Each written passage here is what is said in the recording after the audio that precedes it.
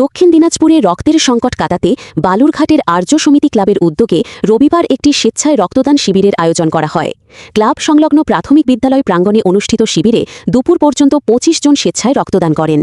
অনুষ্ঠানে উপস্থিত ছিলেন বালুরঘাটের বিধায়ক বিদ্যুৎ কুমার রায়, ক্লাব সম্পাদক বিভাস সাহা সহ অন্যান্য বিশিষ্ট ব্যক্তিরা। আজকের অনুষ্ঠান আমাদের ৭৮তম বর্ষে রক্তদান শিবিরে আমরা আয়োজন করেছি। আমাদের এই আয়োজনে আমাদের মহামান্য বিধায়ক সাহেব এসেছিলেন, বিদ্যুৎ কুমার রায়।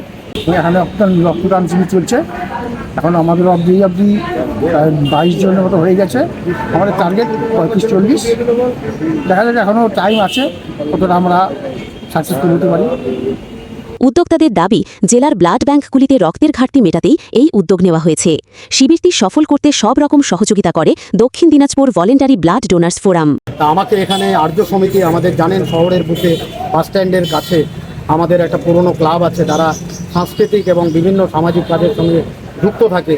তারা এখানে রক্তদান শিবির আজকে করেছে, তার জন্য তাদেরকে সাধুবাদ জানাই। যে আমাদের এবার যে রাজ্য সরকার এসছে, তাদের সিদ্ধান্ত যে আমাদের যে ক্লাবগুলো আছে, আমাদের রাজ্যের সমস্ত ক্লাবগুলো থেকে আমাদের সামাজিক যে কাজকর্ম সেগুলো পরিচালিত হবে। সুতরাং তারা যে পদক্ষেপ নিয়েছে রক্তদান শিবির, সেই রক্তদান জানেন যে বালুরঘাট একমাত্র সদর হসপিটাল এবং সেখানেই ব্লাড ব্যাংক আছে। ব্লাড ব্যাংকে দ্রুততার সঙ্গে রক্ত সরবরাহ করা প্রয়োজন হয়, কারণ যে অ্যাক্সিডেন্ট পেশেন্ট থাকে, যারা রক্তাল্পতায় ভোগে এবং থ্যালাসেমিয়ার পেশেন্ট, তাদের জন্য রক্ত খুব জরুরি ভিত্তিতে প্রয়োজন হয়।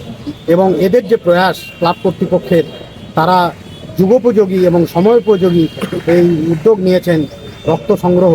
এই রক্ত সংগ্রহের জন্য তারা অনেক রক্তদাতা স্বেচ্ছায় রক্তদান করছেন, তাদেরকে আমি অভিনন্দন জানাচ্ছি। স্বাস্থ্য দপ্তরের যারা আধিকারিক যারা এসছেন ব্লাড ব্যাংকের, তাদেরকে এবং যারা রক্তদান করছেন সবাইকে আমি অভিনন্দন এবং শুভেচ্ছা জানাচ্ছি।